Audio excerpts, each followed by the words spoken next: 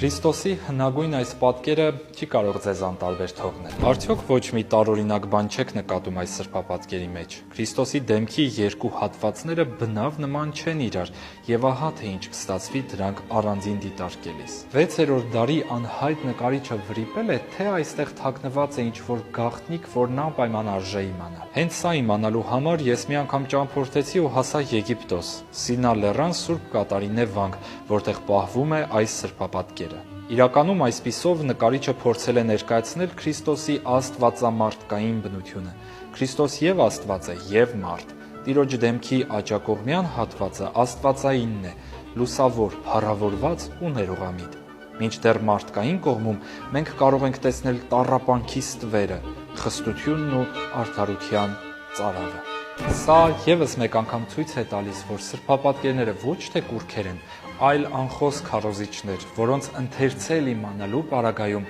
մենք հրաշալի ուղերձներ կարող ենք ստանալ։ Հետևեք էջին, այս թեմային դեռ կանդրադառնանք։